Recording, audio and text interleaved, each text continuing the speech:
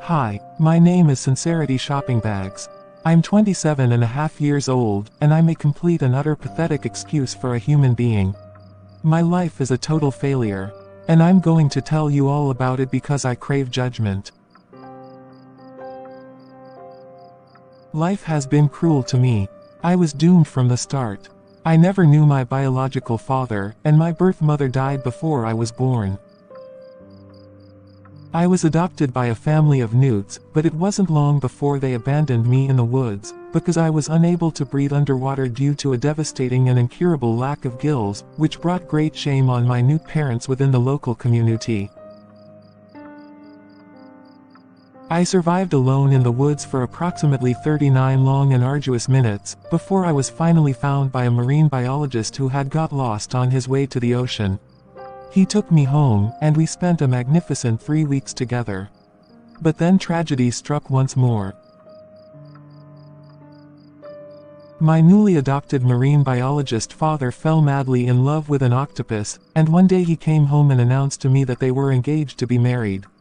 While visiting his octopus fiancée one evening, he ran out of oxygen and promptly drowned, due to a devastating and incurable lack of gills. I spent the rest of my childhood in a care home, where my only friend was the ghost of a centipede called Harold. Harold was a kindred spirit for me. His life had been hard. His wife had left him for a millipede just 3 minutes before they got married, and this had left him with a deep and lasting insecurity about the number of legs he had. Harold could easily confide in me about this, as I too had struggled with the very same insecurity during my nursery school years. I, in reciprocity, spent many a Sunday evening lamenting to Harold of my devastating and incurable lack of gills.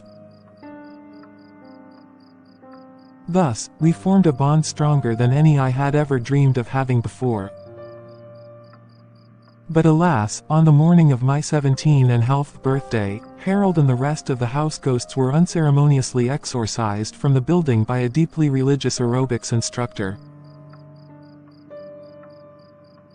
The local council had received a great many requests to demolish the care home in order to make way for new community fly tipping zone, and the townsfolk were so vehemently enthused about the prospect that the council had no choice but to comply. Of course, all ghosts had to be thoroughly removed from the site prior to demolition due to the well-known fact that dynamite has a particularly volatile reaction to ectoplasm.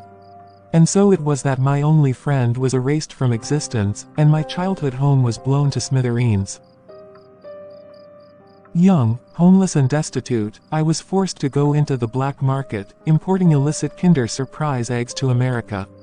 I was so ashamed of myself for profiting from the transgression of such an important and upstanding law that I wept constantly for the entirety of my 7 years in the job. Finally, at the tender age of 25-and-a-half, I was able to find legitimate employment with the internationally renowned McBurger Fries Expedient Food Substitute Corporation. For a brief, glorious moment, it looked as though things were looking as though they were looking up for me. I was able to afford a life of relative luxury in a comfortable micro-studio apartment in a lovely village which was ranked only 3rd in the country for violent crime. I'd never had it so good. But it wasn't to last long. 3 months ago, I was fired from my prestigious career for injecting myself with heroin in front of customers. I had no idea it was against the rules. I'm sure nobody ever told me it wasn't allowed. But nevertheless, my boss callously insisted that that was no excuse, and I was hounded from the establishment with my head hung low in shame. Despite my boss saying I was fired because of the whole heroin thing, I always knew deep down that real reason I was fired was because of my boss's relentless prejudice against my devastating and incurable lack of gills. Without a job to occupy my time, I now spend most of my time on internet chat rooms, pretending to be an elderly woman named Mildred who enjoys baking cupcakes and cooking crystal meth. I have no friends and no social life, outside of living a lie as Mildred in my beloved chat rooms. I haven't set foot into the outside world since I lost my job.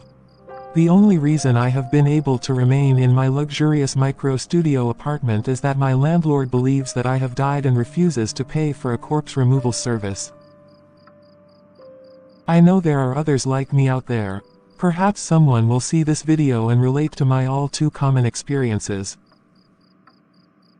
Don't forget to like and subscribe, and check out my Patreon to support my online gambling addiction.